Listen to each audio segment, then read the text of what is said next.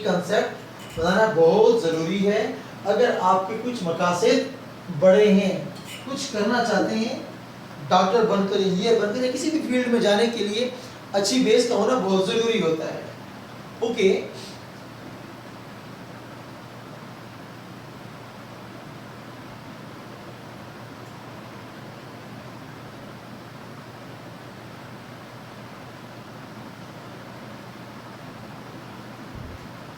magnetic properties of transition element.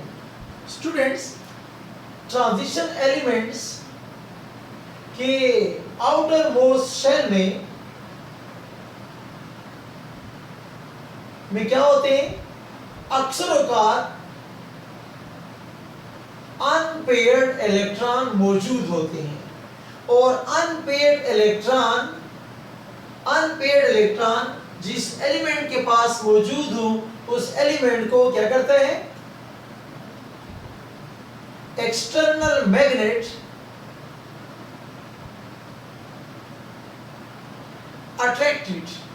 ऐसे elements को फिर अगर आप मैग्नेट के करीब ले जाएंगे, मैग्नेट उनको अट्रैक्ट करेगा। इस कारोबार को हम कहते हैं पैरामैग्नेटिज्म।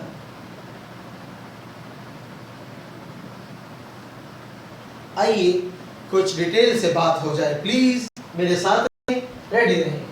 स्टूडेंट, एक एटम के पास जो इलेक्ट्रॉन होता है, इस इलेक्ट्रॉन शरीफ के दो मोशंस होते हैं। एक एटम के अंदर जो इलेक्ट्रॉन हरकत कर रही है, ये हरकतें दो किस्म की होती हैं। ये न्यूक्लियस है, इलेक्ट्रॉन अराउंड द न्यूक्लियस भी गोल गोल तवाफ कर रहा है, इसको ऑर्बिटल मोशन। एक हमारे पास क्या है और एक हमारे पास है spin motion. Electron around the nucleus गोल गोल घूम रहा है, ऑर्बिटल मोशन, और इलेक्ट्रॉन अपने गिर्द भी घूमता है, उसको बोलते हैं स्पिन मोशन, स्पिनिंग। सूरज के गिर्द मुख्तलिफ प्लैनेट्स मूव कर रहे हैं, जमीन सूरज के अराउंड घूम रही है और जमीन अपने गिर्द भी गोल गोल घूमती है। लेकिन ख्याल करना, हमारा इलेक्ट्रॉन गोल गोल नहीं घूमता, मोटरसाइकिल के हैंडल की तरह होता है। ये न्यूक्लियस है स्टूडेंट्स, ये न्यूक्लियस है, ये इलेक्ट्रॉन है, ये मेरा हाथ इलेक्ट्रॉन है। कैसे करेगा जरा देखिए, ये इलेक्ट्रॉन कैसे करेगा? इस हाथ को भी देखिए, ऐसे ऐसे ऐसे ऐसे ऐसे ऐसे ऐसे ऐसे। अराउंड द पेन भी मैं घूम रहा हूं और अपने गिर्द भी मेरा स्टाइल आप देख सकते हैं। ये पेन, ये हाथ, ये इलेक्ट्रॉन, ऐसे ऐसे ऐसे ऐसे। मोटरसाइकिल का हैंडल जानते होंगे आप लोगों ने, मोटरसाइकिल का हैंडल पकड़े, वो इधर भी मुड़ता है, इधर भी मुड़ता है, लेकिन गोल गोल तो नहीं मुड़ता ना, गाड़ी के स्टाइल की तरह गोल गोल नहीं मूव करता। तो बिल्कुल, या फिर वो खटक डांस की तरह, वो बंदे गोल गोल नहीं घूमते खटक डांस में, वो बंदे हाफ मूव करते हैं फिर रिवर्स गियर लगाते हैं, फिर हाफ मूव करते हैं, वो गोल गोल नहीं घूमते, जहां तक मुझे याद आता है। ओके, तो जस्ट लाइक दैट इलेक्ट्रॉन भी अपने गिर्द ऐसे नहीं घूम रहा, ऐसे नहीं कर रहा, ऐसे यूं यूं यूं यूं, clock anti clock, clock anti clock, ऐसी मोशन शुरू होती है। बहरहाल समझ आई तो ठीक, नहीं तो बस ये दो पॉइंट याद रखो कि इलेक्ट्रॉन की दो किस्म की हरकतें होती हैं। स्टूडेंट, आप फिजिक्स में पढ़ चुके हैं, जानते हैं, नहीं तो अभी दोबारा जान लीजिए।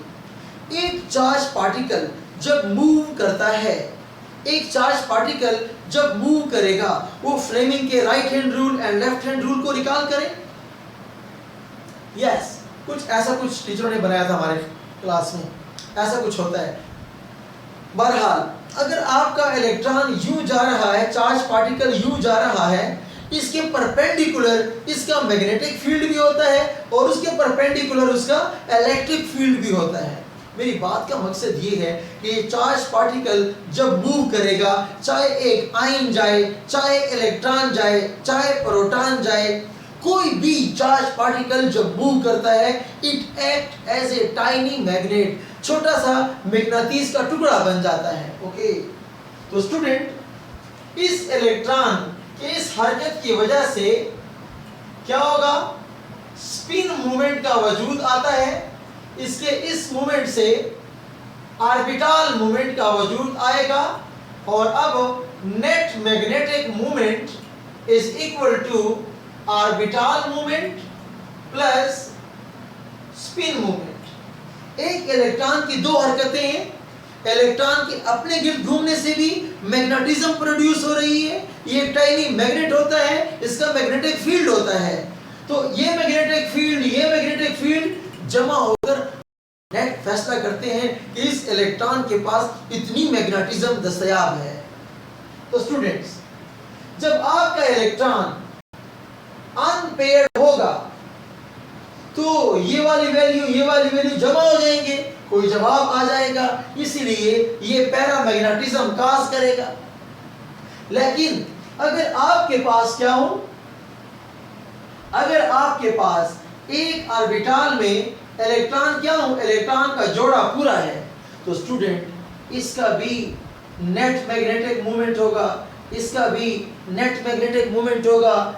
अब डायरेक्शन अपोजिट है, मैग्नीट्यूड बराबर है, तो जनाब आपस में माइनस होकर एंड जवाब क्या आ जाएगा, 0 आ जाएगा। तो जिसके पास इलेक्ट्रॉन पेयर्ड हो they are repelled by the magnet, they are repelled by the magnets, hence known as diamagnetic। इन लोगों को डायमैग्नेटिक कहते हैं। और जिनको अट्रैक्ट करते हैं, जिनको क्या हो जाएगा, और जो क्या होते हैं weekly attracted by the magnet, उसको बोलते हैं पैरामैग्नेटिक। क्या बोलते हैं, पैरामैग्नेटिक बोलते हैं। और वो जिसको क्या कहते हैं मैग्नेट, जिनको अट्रैक्टेड, तो स्टूडेंट्स उनको कहते हैं फेरोमैग्नेटिक, उनको बोलते हैं फेरोमैग्नेटिक। वीकली अट्रैक्टेड तो पैरामैग्नेटिक, स्ट्रांगली अट्रैक्टेड तो फेरोमैग्नेटिक, और अगर रिपेल्ड तो डायमैग्नेटिक। मेरे ख्याल में मैं बहुत आउट ऑफ कोर्स दाएं बाएं चला गया हूं। बात समझाने के लिए दूर जाना पड़ता है, अब क्या करें। क्लास में वैरायटी ऑफ स्टूडेंट्स बैठे होते हैं, बास के कंसेप्ट्स पॉलिश होते हैं, बास बच्चे नए होते हैं, तो हमें सबको लेके जाना होता है, तो इसीलिए कुछ दाएं बाएं डिटेल में चला गया। ओके स्टूडेंट्स, तो अब आइए अपने टॉपिक की तरफ मुड़ते हैं हम। तो जब मैं स्कैंडियम से रवाना होता हूँ मैंगानीज तक, फिर मैंगानीज से रवाना होता हूँ मिस्टर जिंक तक, मैं क्या देखता हूँ कि जनाब पैरामैग्नेटिज्म क्या हो रही है, इंक्रीज हो रही है। क्या हो रही है, पैरामैग्नेटिज्म डिक्रीज हो रही है। ये क्या खाना है students, scandium, titanium, vanadium, chromium, manganese, unpaired electron 1, unpaired 2, unpaired 3, unpaired 5, unpaired बढ़ रहे हैं, पैरामैग्नेटिज्म डेवलप हो रही है। और अब क्या है, आयरन, कोबाल्ट, निकल, copper, zinc, unpaired 4, unpaired 3, 2, 1, 0। Okay students, आपने देखा, तो मैं ग्राफिकली इसको ऐसे शो कर सकता हूं। यहाँ एटॉमिक नंबर कर दें, यहाँ क्या कर दें, यहाँ पैरामैग्नेटिज्म कर दो, तो स्टूडेंट ये ग्राफ ऐसे आता है। यहाँ पे कौन टॉप कर रहा है, मिस्टर मैंगानीज। पहले क्या हो रही है, पैरामैग्नेटिज्म इंक्रीज हो रही है, और फिर क्या हो रही है, पैरामैग्नेटिज्म डिक्रीज हो रही है। मैंने बात समझाई हुई है, हालांकि आपको याद हो, नहीं तो मैं फिर वो 5 खाने बना के अनपढ़ों वाला कारोबार करते हैं। स्कैंडियम के पास 1 इलेक्ट्रॉन है, इसके पास 2, इसके पास 3, 4, 5, मैक्सिमम अनपेयर्ड इलेक्ट्रॉन डी के अंदर 5 हो सकते हैं। फिर जब आयरन आ जाएगा, आयरन का एटॉमिक नंबर कितना होता है, 26। 4 एक पेयर्ड हो गया है, अनपेयर्ड 4 बच गए हैं। मैंने स्टूडेंट्स आपको बताया था कि मैंगानीज हो या मैंगानीज +2 हो, उसके जेब में 5 अनपेयर्ड इलेक्ट्रॉन होते हैं। फिर मैंने आपको बताया कि जब आयरन +3 होता है, आयरन क्या होता है? आयरन 4s2 3d6 होता है। लेकिन जब ये आयरन बन जाएगा, आयरन +3 बन जाएगा, तो 4s0 3d5, यानी अब इसके पास भी क्या हो जाएंगे? 5 अनपेयर्ड इलेक्ट्रॉन हो जाएंगे। तो स्टूडेंट्स, मैंगानीज +2 और आयरन +3 ये लोग इक्वली फेरोमैग्नेटिक हैं। इन लोगों का मैग्नेटिक मोमेंट क्या होता है? बराबर सराबर पाया जाता है। ओके, तो ये मेरे पास क्या हो गया? मैग्नेटिक प्रॉपर्टीज की हमने बात कर लिया। ओके, अभी भी दो बातें बाकी हैं, दो प्रॉपर्टीज बाकी हैं। कलर कैसे होते हैं और कलर क्या कॉम्प्लेक्स ये लोग बनाते हैं। तो मैं ट्राई कर रहा हूँ पूरा करने की, नहीं हो रहा, क्या करें।